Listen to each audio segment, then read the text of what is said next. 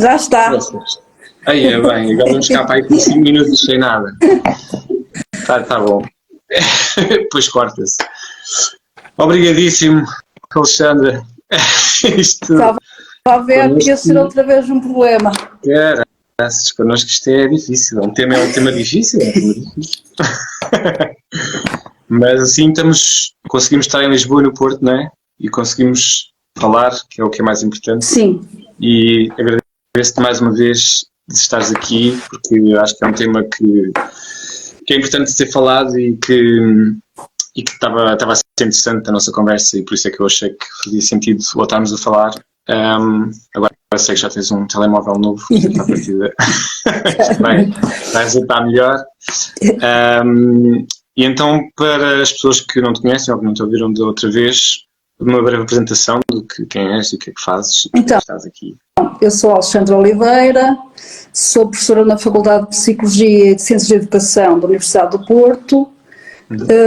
Estou ligada sobretudo à área da Psicologia da Justiça e o meu tema principal de investigação tem sido o trabalho sexual. Tenho feito desde sempre, desde que faço investigação, neste tema principal. E é isto. Sou especialista, este tema qual sou especialista, da qual melhor sei falar.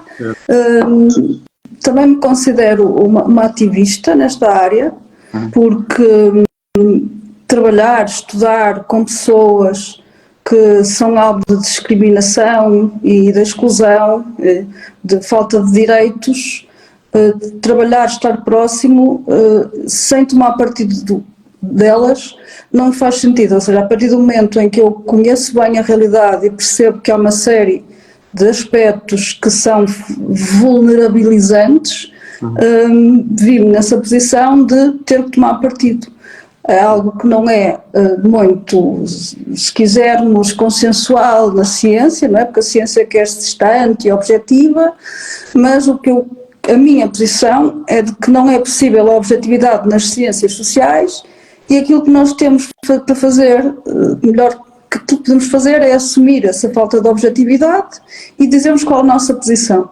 E a partir daí, vamos depois termos todo o rigor metodológico na mesma e assegurar que fazemos investigação que é metodologicamente correta e forte. Mas considero-me também uma ativista nesta área. Eu também sou uma interventora social, já estive ligada, neste momento não estou ligada a nenhum projeto de intervenção, mas já estive ligada a vários projetos de intervenção numa lógica de redução de riscos, educação para a saúde, com pessoas que fazem trabalho sexual. E pronto, digamos, são assim as minhas valências. Okay.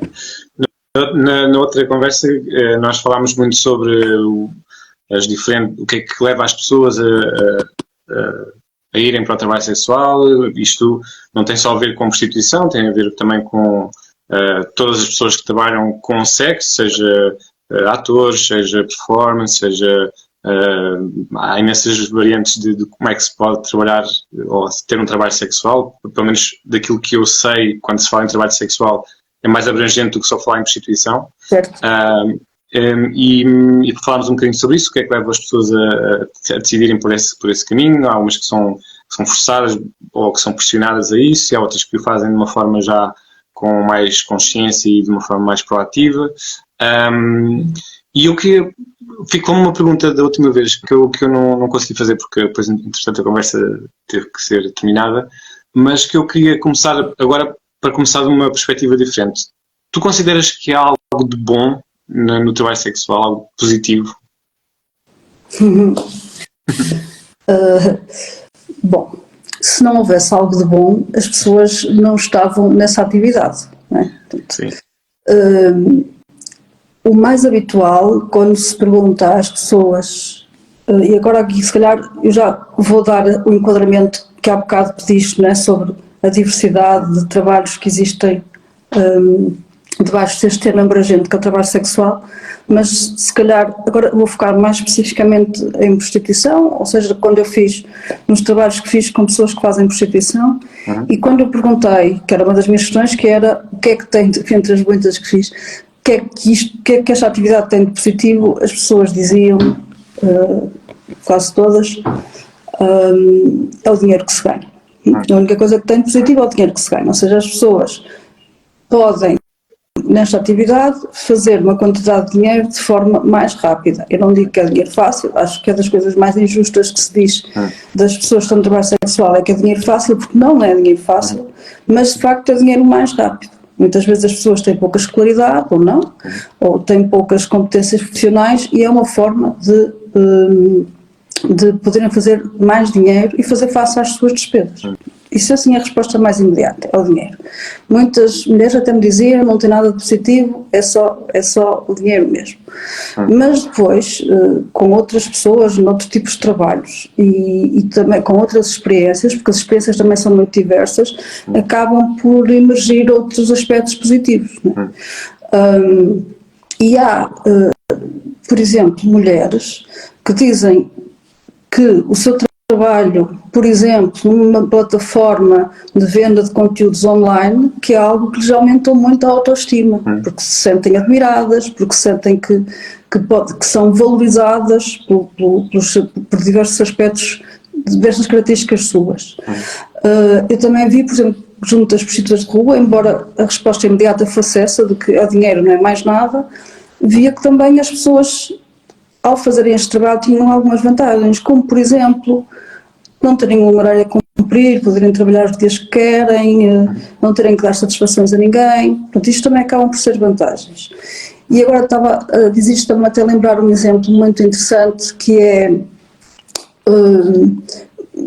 um caso que até já muitas pessoas conhecem, porque já foi um livro, já foi uma série, que é o caso da Belle de Jour, era assim o nome pela qual era conhecida, que escreveu o Diaries of a London Call Girl, que depois também foi transformado em filme, e ela, quando ninguém sabia quem ela era, e ela depois, quando estava quase a lançar o livro, houve um ex-namorado que ameaçou que iria revelar a identidade dela, e ela acabou por dar uma conferência de imprensa a dizer quem era. E ela era uma estudante de doutoramento, ela faz investigação na área de oncologia pediátrica, e o que ela disse foi que teve aquela opção porque era o emprego que lhe permitiria trabalhar menos e fazer uma melhor conciliação com aquilo que era o programa de doutoramento dela. Portanto, é difícil que as pessoas digam logo no imediato que tem vantagens, porque as desvantagens são muito evidentes, e desde logo o estigma que está associado à atividade.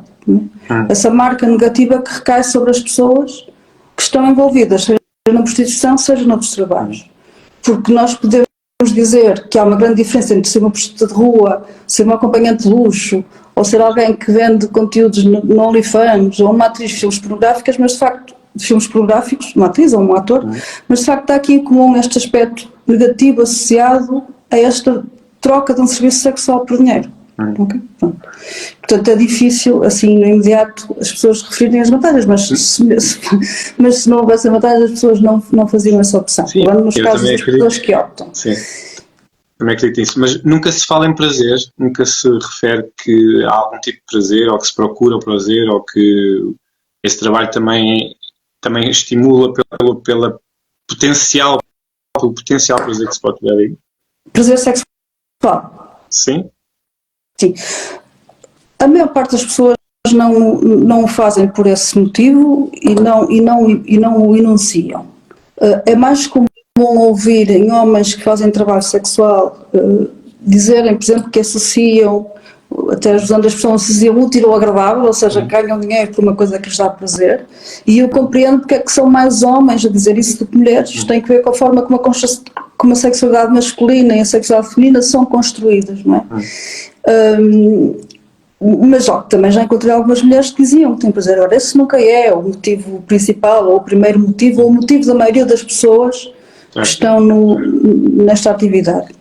Eu pergunto isso porque por exemplo, eu trabalhei, também referi isso noutra conversa, fui produtor numa empresa de filmes pornográficos e trabalhei com algumas atrizes e atores e também conheci atores e atrizes estrangeiras, e uma das referências que eu tinha de atrizes que tinham vindo dizer que gostavam daquilo que faziam e tinham prazer e orgulho em serem atrizes pornográficas foi uma atriz francesa dos anos 70 que foi a primeira que veio afirmar que fazia o trabalho como atriz pornográfica por prazer, porque lhe dava mesmo prazer primeiro ser vista, depois ter o controle da cena e da sexualidade que acontecia na cena, ter o controle da pessoa com quem contracenava, ou seja, havia ali muita...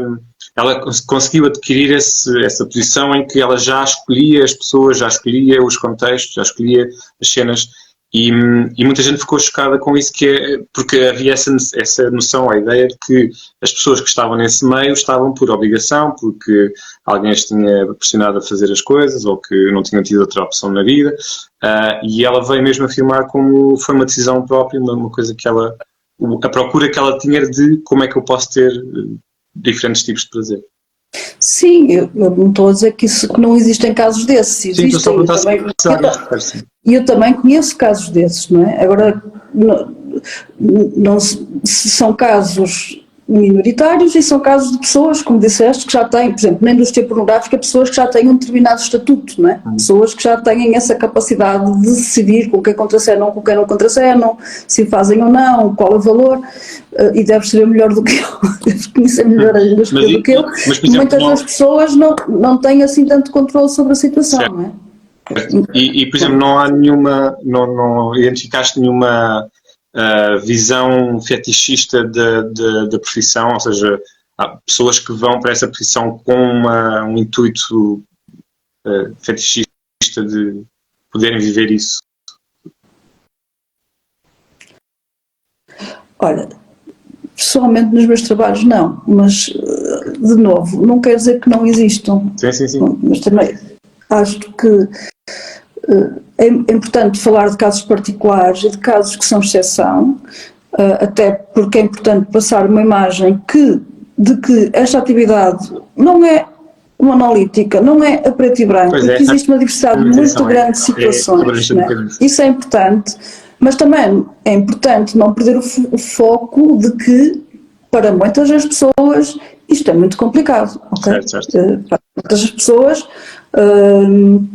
como eu falava no início, que estão em situações de grande vulnerabilidade ou que são vulnerabilizadas, essa visão mais romantizada, mais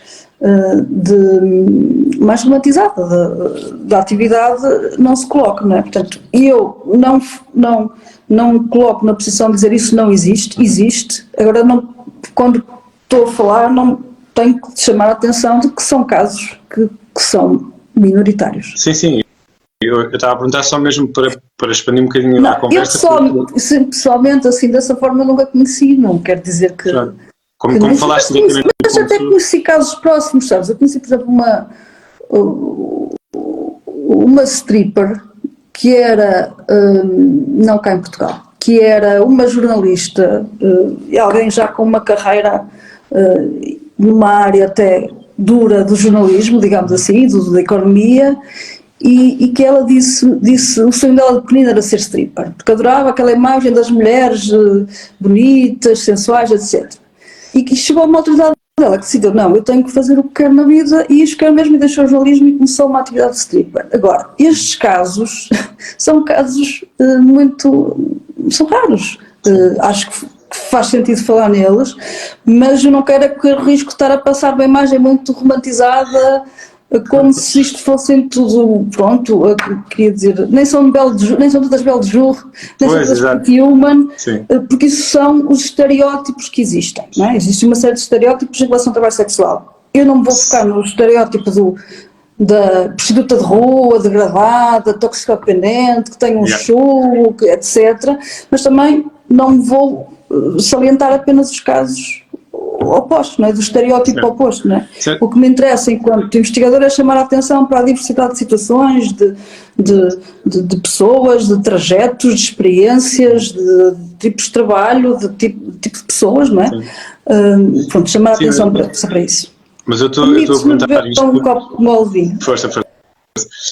Eu estou a perguntar isto porque normalmente, e a nossa última conversa foi sempre por esse caminho, normalmente a conversa sobre prostituição ou trabalho sexual vai sempre pelo lado degradante, ao lado problemático, ao lado ostracizado ou antissocial desta questão. E por isso, desta vez lembro-me de falar um bocadinho sobre isso porque eu falo muito sobre cultura erótica e como é que as pessoas têm acesso ou têm contacto com realidades que não são próximas delas, portanto elas ou veem a realidade de passagem, não é? Quando têm que lidar com neste caso com prostitutas de rua ou quando vão a casas de prostituição, são coisas muito momentâneas, ou então acedem através de livros, de filmes, de séries, seja como for.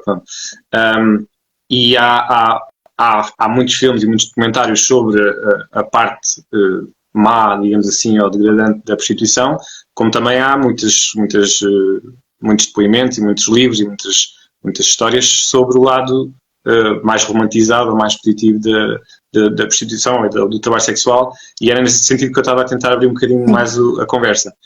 Isto porque há pouco tempo também surgiu um filme que é o La Maison, que fala exatamente sobre uma jornalista que, num trabalho de investigação, decidiu tornar-se prostituta, e depois ela percebeu quais são as dificuldades das prostitutas, quais são as carências não só das prostitutas, mas também dos clientes, que é uma coisa que eu também gostava de falar contigo sobre isso, e que deu exatamente essa visão dualitária da profissão, que é aquilo que as pessoas imaginam que vai ser, o tal fetiche que eu estava a falar sobre o que é que eu desejo de ser, o que é que eu desejo que aconteça, e aquilo que depois realmente acontece, e todas quando há sempre que há relações com clientes, há sempre possibilidade das coisas correrem bem ou correrem mal, não é?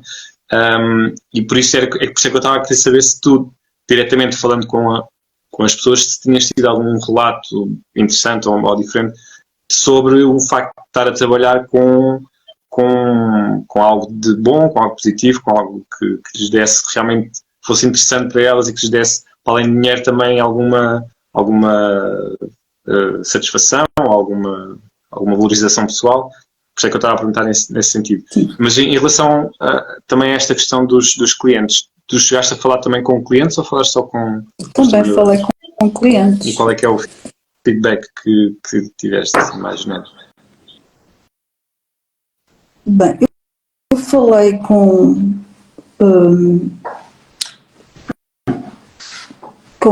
clientes, foi sobretudo no trabalho com prostituição de rua. Pronto, eu volto a falar nisto porque assim, eu já fiz trabalhos em muitos contextos de trabalho sexual, mas a prostituição de rua foi o meu projeto de doutoramento, portanto fiz uma etnografia sobre prostituição de rua, que obrigou-me a estar no terreno da prostituição de rua no Porto durante muito tempo, não é? Que isso é a característica da etnografia, é a presença prolongada no terreno, a imersão no terreno e a presença prolongada. E acaba por ser um trabalho onde eu captei mais aspectos relativos ao que é a atividade sexual comercial. E também era meu propósito, nesse contexto, falar com clientes. Falei com alguns, o que me interessou na altura foi perceber precisamente o ponto de vista deles, perceber qual é a motivação de quem procura por sexo, como é que eles veem a pessoa a quem estão a pagar, como é que eles se relacionam com ela. Pronto. E agora estava a esquecer de outra coisa que mais gostava de falar a seguir, que é das clientes mulheres, sabes? Que é algo que também me interessa bastante, mas que às quais já tentei chegar com bastante dificuldade. As motivações para a compra de sexo são muito variadas, não é? Quase que diria que são quase tantas quantas pessoas que procuram, não é?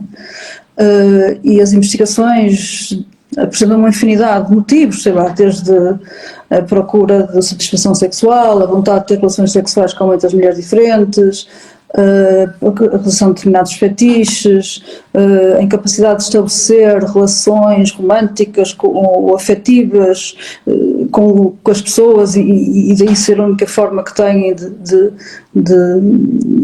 aceder a atividades sexuais.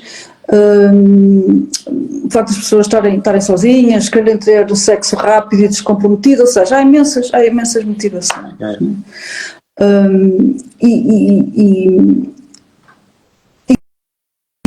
Que se possa dizer mais, os clientes são também têm todo tipo de características. Existe diferença entre os clientes masculinos e os clientes femininos, já que querias falar sobre isso? Olha, eu interessava-me muito e fiz uma tentativa de uma investigação exploratória, digamos assim, com mulheres clientes de sexo pago, mas tive muita dificuldade em chegar às pessoas, porque é muito mais difícil para uma mulher assumir que recorre a sexo pago do que um homem, além de que são menos, não é? Há muito mais homens a pagar por estes serviços do que mulheres, mas curiosamente, das poucas entrevistas que consegui fazer, as diferenças e as motivações não eram assim tantas dos homens. Tão diferentes? Como? Não eram tão diferentes uns dos outros? Não eram assim tão diferentes, havia ali muitos aspectos que eram em comum. Uma das coisas que lá mais interessantes que encontrei por parte das mulheres, porque eu perguntei, então, mas porquê é que tens que pagar por sexo? Se uma mulher, se quiser ter sexo, sabe muito bem que basta ir a uma discoteca e faz um engate e é muito fácil. E o que as pessoas diziam falavam na questão do estigma associado ao comportamento sexual feminino, que não é aquilo que se enquadra nas normas, não é? Falando como o próprio estigma associado à prostituição, o estigma de puta, e aqui uso puta não é porque, só para ser engraçado e dizer um palavrão aqui no teu podcast, é porque estou a usá-lo exatamente com o sentido em que ele é usado quando se diz puta é para insultar alguém, e essa é a marca negativa. E algumas mulheres diziam que sabiam que se quisessem, imagina, hoje vão com um, amanhã vão com outro, fazem um gato na discoteca, acabam por ser faladas, acabam por ser mal vistas, e acaba por lhes recair o estigma de prostituta tal como recai às outras, e que procurando um trabalhador de sexo sabiam que, pronto, estavam a salvo disso porque ninguém saberia, não é? Porque havia sigilo e que ninguém saberia dessa vontade e dessa atividade de pagar por sexo. Então, mas falaste com mulheres que procuravam, ou melhor, falaste com homens que só procuravam profissionais mulheres e mulheres que só procuravam profissionais homens, porque também há muitos homens que procuram homens, não é? Sim, não, no caso dos homens que falei, eram homens clientes de prostituição feminina de rua, procuravam mulheres. No caso das mulheres, tanto falei com mulheres que procuravam homens como procuravam mulheres. E casais, não falei com nenhum, mas eu também fiz um trabalho com pessoas, e esse foi feito em Lisboa, com entrevistas com mulheres e homens trabalhadores de sexo que atendiam mulheres ou casais, né? Porque foi onde eu parti, que é sempre difícil chegar às mulheres que pagam por sexo, então vou começar por entrevistar trabalhadores de sexo que atendem mulheres ou casais. E aí percebi que de facto há muita procura por casais, por parte de casais. Falei com várias, quer com homens, quer com mulheres que atendiam casais. E aí tanto pode ser para terem sexo os três, como para a fantasia de um dos membros do casal ficar a ver o outro, ter relações com a pessoa a quem pagam. Sim, mas disseram que era mais frequente a procura por parte de casais do que por parte de mulheres sozinhas. Ok, pronto. Então, e como é que... Também é um tabu, desculpa, o que é que me interessou aqui na questão das mulheres clientes? Era porque, de facto, isto desmonta muito aquilo que se pensa que é a sexualidade feminina, que é uma sexualidade que não é vista como passiva, como submissa, como sendo presa e não predadora, como sendo muito, além de monogâmica, com fins reprodutivos, etc. E esta procura de sexo por parte das mulheres, que eu acho que existe e que acho que assume formas de formas muito particulares, mas isso ainda quero investigar, ainda tenho esperança de ter tempo para isso, desmonta um bocado esta ideia, porque a sexualidade tem mudado, a sexualidade feminina em particular tem mudado muito, não é? E acho que é bom encontrar aqui comportamentos que ajudam a desmontar uma ideia que é feita que não corresponde à realidade. A busca de prazer, a própria ideia de que as mulheres buscam prazer e que buscam prazer sexual é uma ideia que durante muito tempo não fazia sentido, não é? A própria a medicina, a psiquiatria, durante muito tempo apelidava as mulheres que tinham estes comportamentos sexuais que nós hoje consideramos normais como doentes, ou ninfomaníacas, ou tinham uma perturbação qualquer, histéricas, etc. Não é? Pronto. E acho que ainda há muito, essa ideia prevalece muito e eu gosto de desmontar, de desconstruir, de desconstruir, sobretudo isto, desconstruir ideias feitas, estereótipos e dados como adquiridos que são muitas vezes são construções culturais, não são coisas naturais nem biológicas, e acho que é importante desmontá-las e desconstruí-las. Então, nesse sentido, achas que o trabalho sexual e, neste caso, a prostituição deviam estar mais presentes na sociedade? É tal a questão da legalização, da despenalização, como é que tu vês essa questão? Eles estão presentes, estão muito presentes na sociedade. Mas deviam ser assumidos. Agora estão legalizados. Sim, agora estão sob uma tentativa de apagamento, como se não existissem. Isto foi durante muito tempo foi assim que a sociedade lidou com a prostituição. Era assim, uma espécie de lixo que se metia debaixo do tapete para ninguém ver. Sabia-se que estava lá, toda a gente sabia que estava lá, mas ninguém via, não é? Sempre esta visão dual em relação à prostituição. Por um lado sabemos que ela existe e usufruímos, e por outro lado fazemos de conta que ela não existe e negamos todos os direitos, excluímos, discriminamos, mandamos para as periferias das cidades, etc. Mandamos para a prisão. Em Portugal a prostituição já foi um crime, como ainda é em alguns países, nomeadamente nos Estados Unidos da América, em quase todos os estados. Sim, mas também já foi legal em Portugal. Como? Também já foi legal em Portugal. Foi regulamentado. Sim, Portugal já teve os 3 sistemas clássicos relativos à prostituição, não é? Já foi regulamentada entre 1853 e 1962, foi proibida entre 1963 e 1983, não é?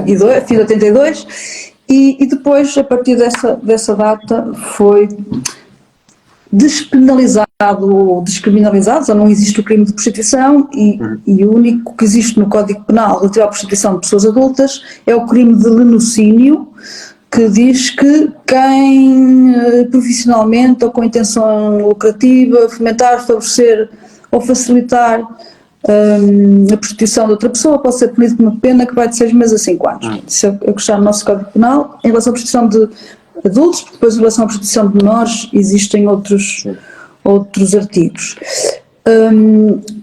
Eu acho que a prostituição existe. É o melhor enquadramento?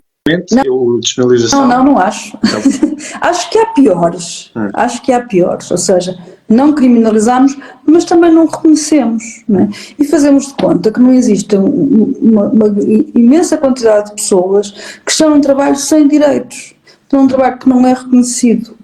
E eu acho que a melhor abordagem é uma legalização, ou o que tem sido chamado uma despenalização, que é, porque a legalização muitas vezes, quando se fala em legalização, muitas vezes o que acontece é que são sistemas que mais do que tentarem, que são feitos não para a proteção das pessoas, não para lhes garantir direitos, mas para controlar os seus comportamentos, a pensar na ordem pública, esses são os objetivos. Tem servido mais a legalização para controlar as pessoas do que para lhes assegurar direitos. E muitos aspectos, mesmo em países que são apontados como o exemplo da legalização, como a Alemanha ou a Holanda, há muitos aspectos que estão criminalizados. E já agora, dar aqui um outro exemplo, que é, mesmo em Portugal, onde eu acabei de dizer que a única coisa que está penalizada é o lenocínio, ou seja, fomentar, favorecer, facilitar, isto também implica que há muitos aspectos de trabalho sexual que estão criminalizados. Porque se eu, com mais 3 ou 4 mulheres, arrendarmos um apartamento para fazermos prostituição, não é? Vamos anunciar num site da internet ou num jornal e recebemos os nossos clientes. Trabalhamos em forma de cooperativa, ninguém está a esperar ninguém, mas na verdade, uma de nós, por exemplo, imagina que sou eu, que sou portuguesa e a renda está em meu nome, que estou a trabalhar com 3 ou 4 brasileiras. Eu posso ser acusado de crime de latrocínio e eu não estou a falar de uma hipótese teórica. Há casos destes cá em Portugal, ou seja, a pessoa em nome de quem está à renda ser acusada de estar a explorar as outras quando aquilo é um contrato justo entre elas. Isto falei em cooperativa não vem por acaso, porque as pessoas de facto repartem as despesas e o lucro é de cada uma delas. Portanto, e mesmo em países que legalizaram, há sempre muitos aspectos que são criminalizados. Aquilo que se tem defendido como sendo o melhor modelo é o chamado modelo da descriminalização. Porquê? Porque se descriminalizam todos os aspectos relacionados com o trabalho sexual e encara-se como uma atividade profissional como as outras em termos de direitos e deveres.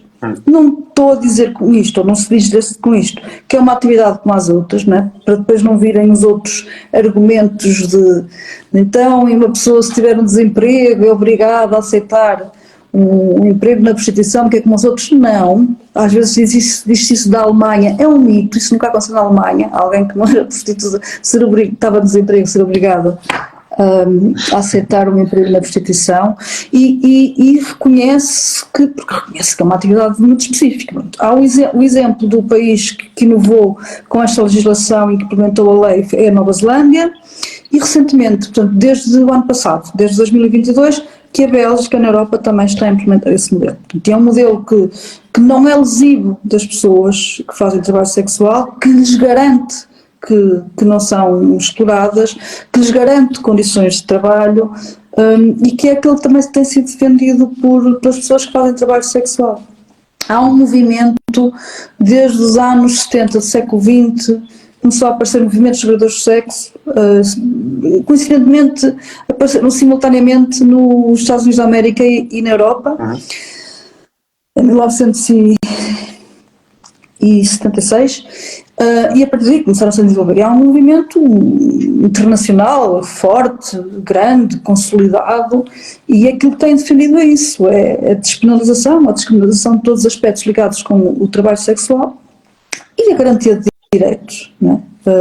As pessoas vão continuar, por uma série de razões, vamos continuar a ter pessoas que estão dispostas a prestar um serviço sexual a troco de dinheiro. E por uma série de razões também vão continuar a existir pessoas que estão interessadas em pagar por esses serviços. E, portanto, nós não vamos acabar com a prostituição, como algumas pessoas consideram ser possível.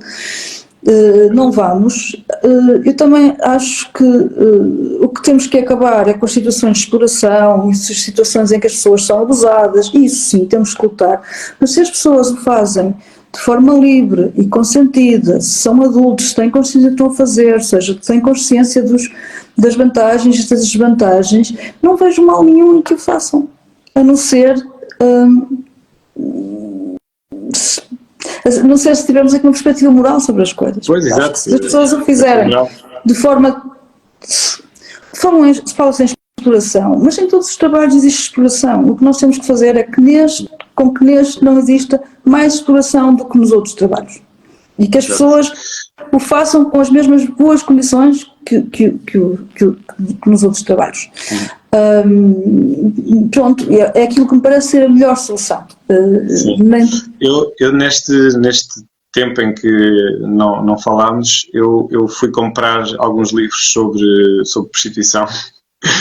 E há uns muito curiosos. Eu mostrei-te este, que é o Vícios de Lisboa, é uma pequena coleção da tinta da China, e que tem exatamente as leis, tem o regulamento policial das meretrizes e casas exploradas da cidade de Lisboa, de 1865. Não, de 865. 1865. Mas o primeiro é de 1858. Pois. Mas é engraçado porque eu tenho mesmo aqui os artigos, não sei se é bem, tenho mesmo aqui as leis, e eu nunca tinha pensado quais é que eram os meandros de criação de uma lei para um tipo de trabalho deste género. Neste caso, para já tem essa indicação de controle, tem essa indicação de historias, de de registro de todas as pessoas que trabalhem, vistorias sanitárias, e para além disso também tem uma componente moral, também tem há aqui palavras que se usam, que é quem se dedica a este tipo de vida debochada. Portanto, mesmo a lei tem definições morais, tem designações morais. Mas há aqui um artigo que eu achei particularmente engraçado, que diz: a mulher casada vivendo com o seu marido não pode estabelecer casa tolerada sem prévio consentimento deste por escrito. Ou seja, ela pode, a mulher casada pode ter uma casa de prostituição, mas com o aval do marido, com o consentimento do marido. Pode ter, mas provavelmente não podia ser prostituição. Pois não, só podia ser dona. Podia ser dona da casa. Eu estudei o meu... Isto foi para o meu mestrado já foi muitos anos, mas estudei os regulamentos, porque tinha muita curiosidade em saber como é que funcionavam. E então, o primeiro regulamento oficial em Portugal é de 1858 e é também de Lisboa. Também tem um nome assim parecido com esse que tu disseste, ou o mesmo. Mas eu encontrei um regulamento de 1853 que esteve em vigor no Porto, uma coisa muito incipiente, mas que foi o primeiro regulamento que esteve em vigor de facto em Portugal, o do Porto. Por isso é que eu considero que o regulamentarismo começou em 1853, apesar do primeiro regulamento oficial só ser de 1858. E depois houve por passado alguns anos, não me lembro quantos, mas acabaram por se estender a todo o país, todos os distritos tinham regulamentos desse género. Sim, é muito curiosa a linguagem que se usava na altura, hoje penso que já não se usaria essa linguagem, né? Definir a prostituição, por exemplo, como mulheres que fazem mal ao seu corpo, e que oferecem a quem quiser, qualquer coisa assim do género. Isto, uma definição que vem no primeiro estudo de investigação feito cá em Portugal em 1843, mas tem esses aspectos que eu acho que é interessante salientar aqui, é essa ideia de controle, por exemplo, do registro obrigatório na polícia que existia em todos os regulamentos. Porque eu ia dizer, porque eles eram diferentes uns dos outros. Por exemplo, imagina, no regulamento do Porto dizia-se que a idade legal para uma mulher de ser prostituição eram 21 anos e no de Braga dizia-se que era 18, pronto, dependia tinha alguns aspectos diferentes, mas havia sempre esse controle, que era o registro obrigatório na polícia, o ser portadora de um boletim sanitário, e depois ter consultas médicas obrigatórias periódicas, pronto, tinha todos os aspectos que ainda estão presentes em muitos dos regulamentos atuais que existem em muitas partes do mundo, pronto, e mesmo, e é isso, e às vezes temos estas derivas, nós, sociedades atuais, essas derivas mais higienistas e moralistas que são mais próprias do início do século XX ou do fim do século XIX e que às vezes ainda estão muito presentes nas leis. Por isso é que essa ideia de descriminalizar e não regulamentar é uma ideia que é menos lesiva dos interesses das pessoas que fazem esta atividade, não é? Porque isso serve tudo para controle da ordem, da moral, da saúde pública. Exato. E muitas vezes também da geração de receitas para o Estado, mas isso já é outra coisa. Também, lá está, esse é outro lado desta questão, que é, ok, eu vou regulamentar para também poder ter acesso a esses benefícios. E acaba o Estado por também ser praticar o laticínio, não é? se quisermos ir por aí. Mas, por acaso, recomendo muito este livro, porque é um livro pequenino e é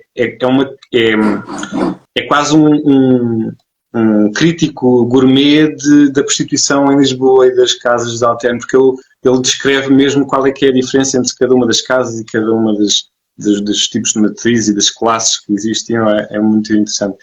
E depois também comprei este, que é um livro incrível, que é mais... Eu tenho esse. Que chama-se Os Bons Velhos Tempos da Prostituição em Portugal, que é um título muito engraçado, e que conta... O Amorim Pessoa.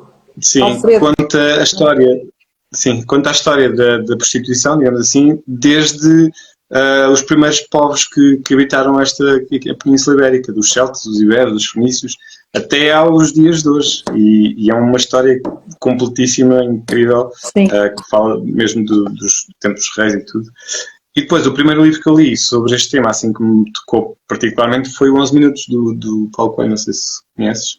Conheço, mas nunca li. Pá, é um livro lindíssimo da perspectiva de uma prostituta e que tem aqui frases que me fizeram pensar muito. Posso ler aqui uma que é, ela disse: descobri porque é que um homem paga para ter uma mulher. Ele quer ser feliz. Não paga 1000 francos para ter um orgasmo, ele quer é ser feliz. Porque tu sentes isso também nas pessoas que procuram, ou seja, procuram um momento de felicidade e não é só a procura de um corpo feminino ou de uma pessoa para se aliviar. Acho que procuram por muitas razões. E acho Sim. que o só para se aliviarem é demasiado simplista.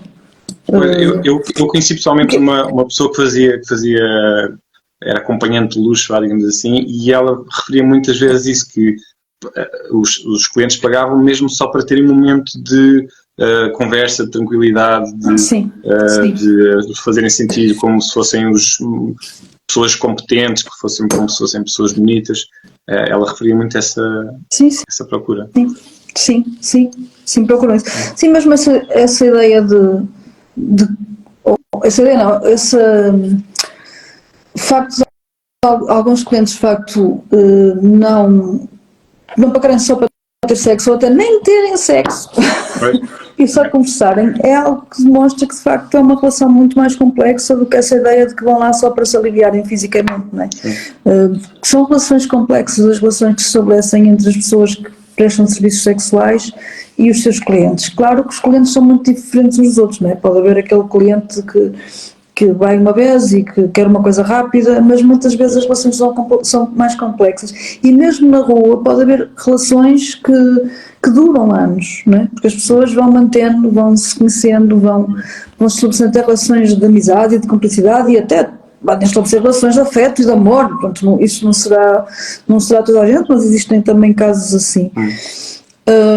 E acho que também é importante olhar para isso, porque muitas vezes o discurso sobre os clientes é um discurso que se foca ou que retrata os homens clientes de forma também estereotipada como agressores.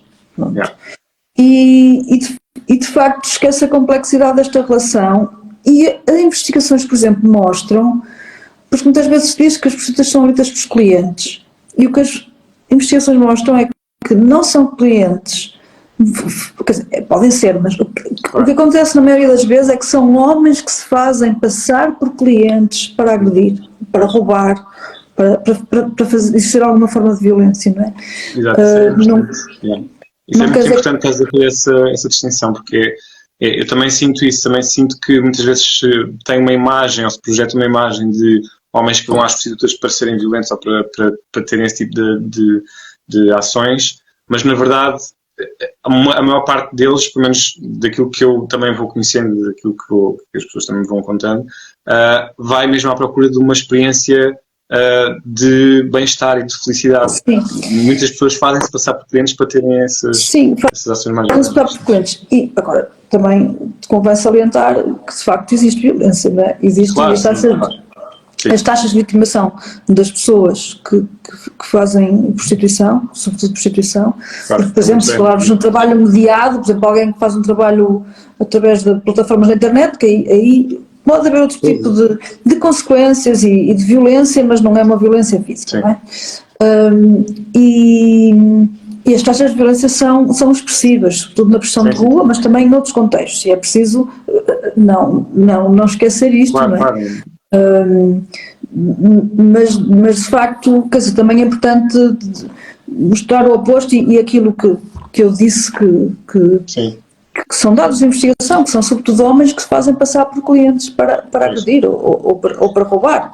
Às vezes até gangues organizados, sei lá, por exemplo, em prostituição de apartamento acontece, gangues organizados, imagina, sobretudo, e de novo aqui falo nas questões da vulnerabilidade. Por exemplo, alguém que a percentagem de trabalhadores de sexo migrantes em Portugal atualmente é bastante elevada, noutros países da Europa, e essas pessoas estão mais vulneráveis, essas pessoas já é complicado para alguém que é uma trabalhadora de sexo e fazer queixa à polícia, não é? Exato. Porque há a questão de estigma, porque já aprendeu que muitas colegas que fizeram queixa, as queixas não foram bem recebidas, porque elas vão ser julgadas por ser prostitutas e antes de serem vistas como vítimas, portanto já há aqui muitos entraves. E se há alguém que é uma trabalhadora de sexo migrante que está em situação irregular, colocam-se aqui outras questões, não é? Porque se vai à polícia, a polícia antes de mais vai olhar para aquela mulher como alguém que está em situação irregular.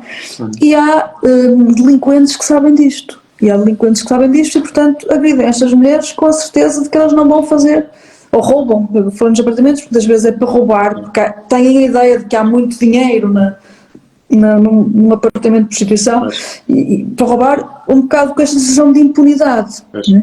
Acho que o que está na base da violência sobre as pessoas de trabalho sexual é, por um lado, esta sensação de impunidade, é, por outro lado, o estigma, não é? Porque o estigma desumaniza, não é? E a partir do momento em que as pessoas são desumanizadas, está justificada a violência sobre elas. Isso. Pronto, e nesse sentido também recomendava este livro que eu também achei muito interessante. Isto é uma banda desenhada autobiográfica, basicamente, sobre de um cliente, Paying for It, de um cliente de prostitutas, ou seja, todos os capítulos são sobre uma mulher diferente, uma prostituta diferente com quem ele teve várias relações, e dá a perspectiva do cliente que vai muito, que dá muito aquela ideia de que às vezes vai ser uma prostituta mesmo para se ter um momento só quase romântico, ou um momento quase de terapia, ou um momento quase só de companheirismo. Há imensas variantes de momentos em que se pode ir buscar alguém para se ter, na minha perspectiva, é uma busca também pelo erótico, ou seja, não é só pelo sexo, não é só pela questão sexual, mas também por encontrar um contexto erótico. E isso, eu tive uma vez um amigo que ele era casado com uma prostituta. Ele tinha a mulher dele é prostituta. E tinha um filho e tudo. E ele,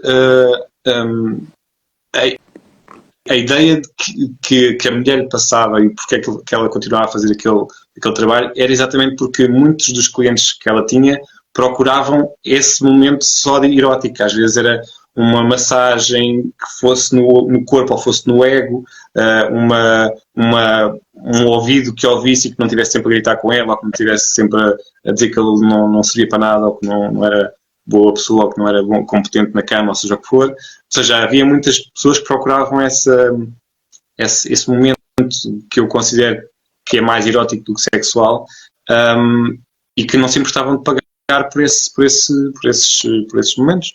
E por isso é que achei interessante também abordar esta questão não só do lado positivo, ou melhor, do lado negativo, mas também do lado positivo deste trabalho, e não só da parte de quem faz o trabalho, mas também de quem procura, porque tudo isto são questões que têm muitas variantes e muito complexas, mas que acho que vale a pena pensar nisto, porque basicamente quando se fala em prostituição, pelo menos daquilo que eu ouço falar e daquilo que pelo menos vejo comunicado, é só a parte má, é só a parte de desgraça, a parte da violência, a parte das pessoas que estão perdidas e que acaba também por colocar um peso moral sobre esta questão, que é, se eu mostro só a coisa que é má, se eu mostro só quando as pessoas vão presas ou quando há uma desmantelação de um tráfico de pessoas e não sei o quê, tudo aquilo parece muito sujo, muito mau, muito pouco atraente, quando na verdade, se nós pensarmos, pode haver uma possibilidade de tornar isto mais integrado na sociedade e mais aceito pela sociedade, também temos que ver o lado positivo da coisa, porque senão vamos só pensar, olha, estamos a trazer o lixo para cima, não é? Que era como estavas a dizer. Sim, acho aqui também é importante uma questão de uma educação sexual que melhore e que faça com que as pessoas, por exemplo, percebam exatamente o que é um serviço sexual, o que é um serviço sexual pago e que respeitem as pessoas que o fazem. Mas eu faço sempre questão de chamar a atenção para a complexidade do fenómeno, para a diversidade de experiências das pessoas, e ainda há pouco disse que a relação com os clientes era muito complexa, que nem todos são pessoas, etc. Mas também não podemos, agora estás a fazer o teu papel, estou a fazer o meu, não é isto, não são uma questão de papel, estás a chamar a atenção para alguns aspectos que não costumam ser, não costumam aparecer no discurso sobre o trabalho sexual, sobre a prostituição, mas são aspectos que também têm que ter o contraponto, não é, de outra perspectiva, porque também não esqueçamos que uma grande parte dos clientes, quando digo grande parte, bom, não sei, porque não conheço os serviços, há uma grande objetificação da mulher,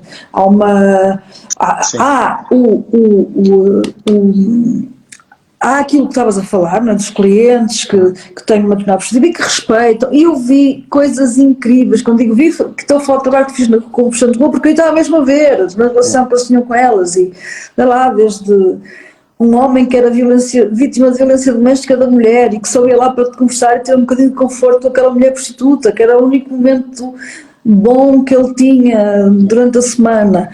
E eu vi todas as situações. Agora também vejo o oposto, sei que é a objetificação e a agressividade, e basta ir para um site como o GP, G de gato, P de garota de programa, suponho que é de garota de programa, que é um site de homens clientes onde eles fazem avaliações das mulheres prostitutas, e é mesmo assim, portanto, sei que noutros países existem até já sites de clientes mulheres que fazem avaliações de homens prostitutos, mas esse é, e eu já entrei lá para tentar perceber como é que ele funcionava, e é um bocadinho difícil para uma feminista como eu ler aqueles discursos que lá estão plasmados, não é? Portanto, também não vamos passar aqui uma imagem de que o oposto daquilo que se faz, não é? Não vamos demonizá-los a todos, mas também não vamos passar uma imagem sim, mas o que eu queria dizer é que, mas o que eu estou a dizer é que a parte negativa é que é a parte sempre falada, é da violência dos clientes e da penosa vida dos trabalhadores. E eu sei, aliás, acho que a maior parte das pessoas tem essa consciência de que é uma vida muito complicada, cheia de problemas e cheia de dificuldades, e que as pessoas que vão à procura desse tipo de profissionais, que são pessoas com algum tipo de lacuna ou com algum tipo de sei lá, às vezes de desequilíbrios e de coisas profundas que lhes acontecem, mas o que eu queria dizer é, também existe um lado positivo, também existe um lado interessante e um lado construtivo nessa área, porque a prostituição sempre esteve presente em todas as sociedades, exatamente porque alguma necessidade ela fazia, alguma coisa ela tinha que ter benefício para que não fosse dizimada. Sim. E esses benefícios, quanto a mim, têm a ver com essa questão de há pessoas que precisam mesmo desse apoio e desses profissionais que lhes deem carinho, atenção, libertação sexual, experiências novas.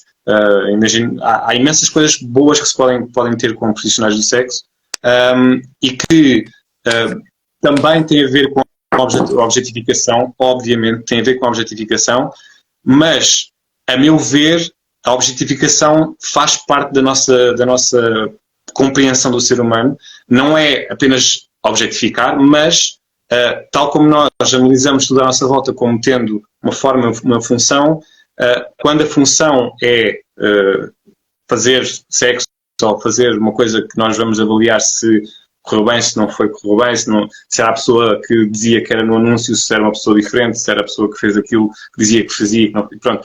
Todas essas avaliações, porque eu também conheço esses sites, também andei a pesquisar, essas avaliações que podem parecer para uma pessoa que tem uma perspectiva feminista e que valoriza as mulheres, pode parecer muito objetificante, mas naquele caso aquilo serve para isso, para avaliar, tal como se avalia um canalizador, uma pessoa que faz outro tipo de trabalhos, porque, número um, está-se a dizer que aquilo é exatamente o que diz no anúncio, número dois, está-se a dizer que a experiência correu bem ou mal, porque há pessoas que têm muito mais experiências, seja na prostituição, seja em massagens, nos restaurantes, em passeios, em tours, sei lá, em imensas coisas. E o que eu quero dizer com isto é que, apesar de haver ainda, claro, uma visão muito machista do que é uma prostituta, uma visão muito misógina do que é uma mulher que trabalha com o corpo e que oferece sexo, isso existe e é de tentar mudar e tentar melhorar, mas esta profissão tem essas condicionantes, também traz ao de cima esse tipo de visão e esse tipo de análise que depois pode ser questionada, claro. Mas no geral aquilo que eu queria dizer é enfatizar o que é bom nesta profissão e enfatizar o que é positivo, o que é útil para a sociedade. Acho que é também uma forma diferente de olhar para a questão, porque normalmente só se olha com os olhos do que é que está mal. Claro. Eu, em relação a essas avaliações, não me estava a referir a esses exemplos que estás a dar de dizer se correspondia ou não, não. Estou a falar de outro tipo de avaliações, sim, avaliações mais, sim, usaste a palavra certa, machistas, de completa objetificação, desvalorização, menosprezo, repugnância pela mulher. Portanto, era mais isso, porque quando não era propriamente o serviço. Mas isso era só um remate da coisa. Mas o que eu queria falar da questão do valor social, sim, acho que é preciso reconhecer isso, sem dúvidas. E eu estava a pensar, estavas a falar nisso, e estava a pensar num exemplo muito claro da importância e do valor social dos trabalhadores de sexo, que é quando falamos nas pessoas que têm com deficiência, nas pessoas com diversidade, diversos tipos de diversidade, e que a única forma que têm de aceder a algum tipo de sexualidade é através de profissionais do sexo. E a sexualidade é um direito de todos nós, é um direito que nós todos temos, a ver na sexualidade. E essa questão da sexualidade das pessoas com deficiência e do direito não sei se elas têm ou não a sua sexualidade e poderem ou não pagar a um profissional de sexo é algo que tem que ser debatido, é algo que tem que ser referido, é algo que de facto mostra a valorização social desta atividade, né? A sua importância. E é algo que tem que ser discutido.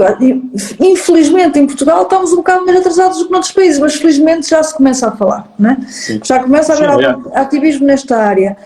Aliás, eu entrevistei 2 pessoas aqui neste podcast exatamente que lutam por esse direito, o direito de poderem ter acesso a profissionais do sexo ou profissionais que trabalhem com a parte da sexualidade, exatamente porque há uma utilidade que eu quero dizer, há um direito que se assiste de pessoas que não podem aceder ao seu próprio corpo ou não podem aceder ao corpo de outras pessoas ou que não conseguem ter uma relação íntima com alguém.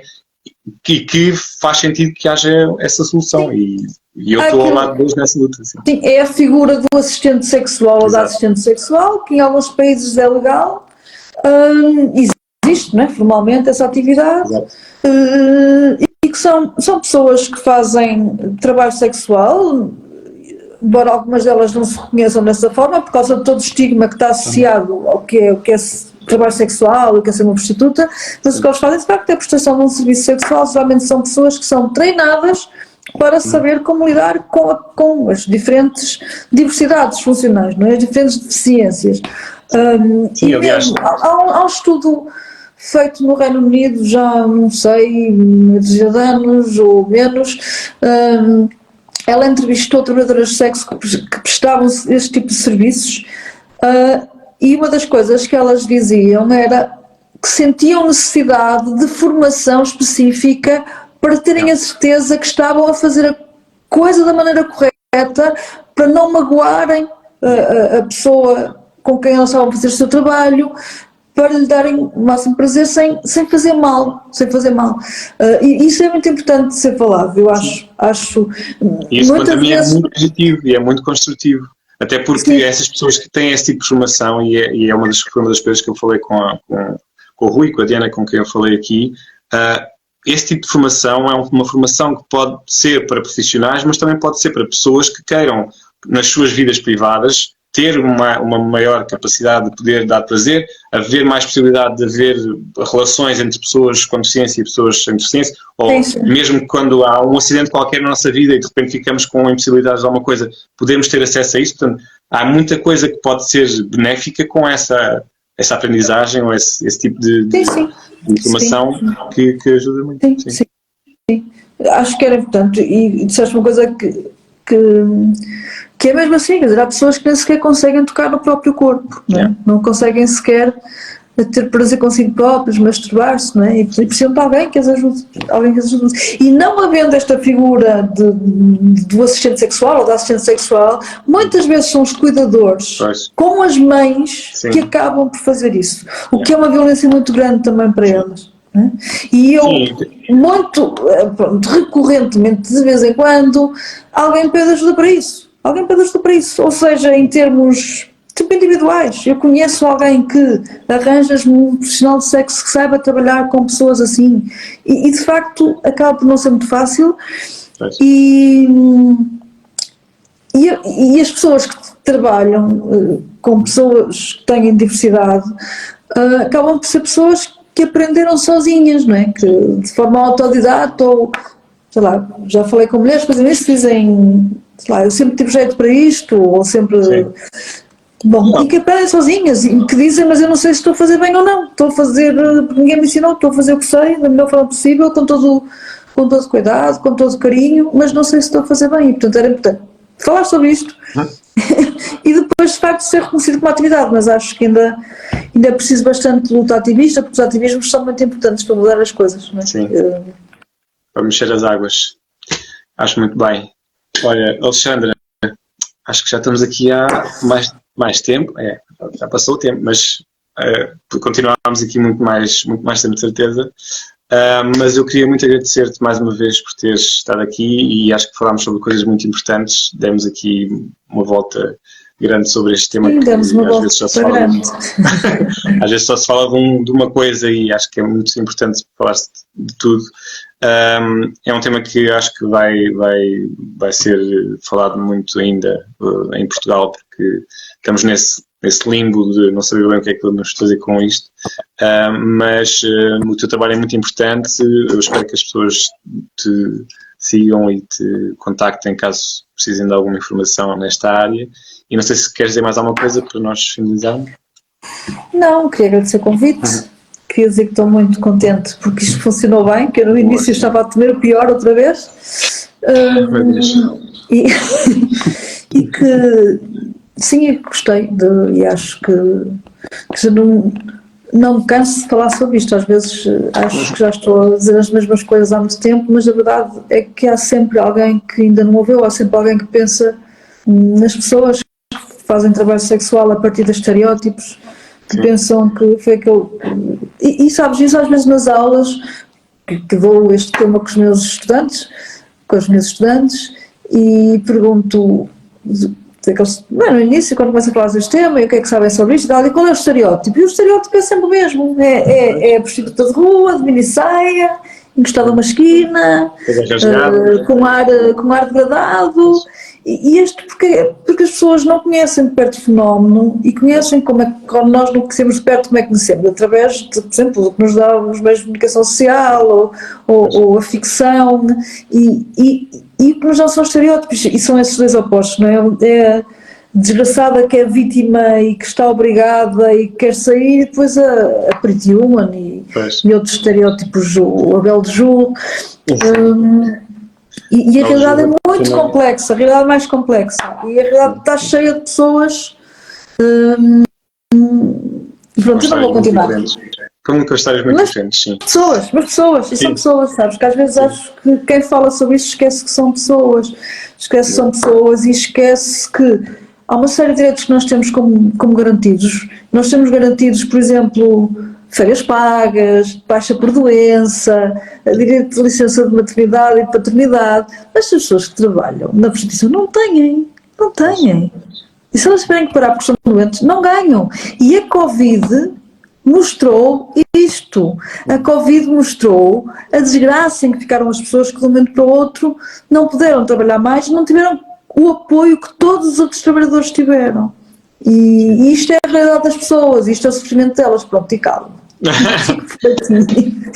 Para não continuar. Mas, então, muito obrigado a ti e muito obrigado a todas as pessoas que também estiveram aqui a ver-nos e as que irão ver a seguir.